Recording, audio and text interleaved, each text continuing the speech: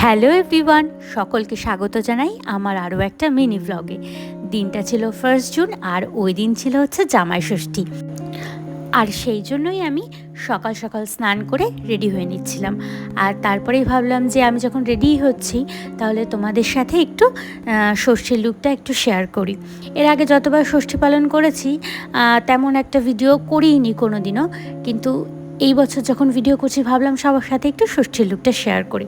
সবাই অবশ্যই জানিও ষষ্ঠীর লুকটা কেমন হয়েছে। আর সেদিন একটু বেশ ভালোই গরম পড়েছিল, মেকআপ করতে খুব একটা ভালো লাগছিল না, বেশ গরমই লাগছিল। আর তার মধ্যে একটু চটজলদি করে একটু হালকা মেকআপ করে রেডি হয়ে গেছিলাম। আর এই প্রায় মেকআপ শেষের পথে সিঁদুর আর টিপটা পরে নিলাম।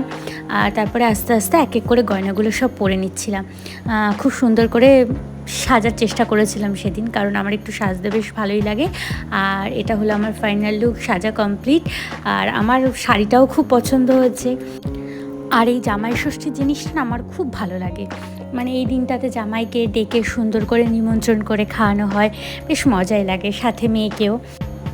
যাক, তোমাদের সাথে গল্প করতে করতে আমি তো রেডি হয়েই গেছি। আর আমার ফুল লুকটা সবাই দেখতেই পাচ্ছ। আমাকে কেমন লাগছে সবাই প্লিজ একটু জানিও। আজকের মতো ভ্লগটা এই পর্যন্ত। ভালো লাগলে লাইক কমেন্ট শেয়ার করো। টাটা।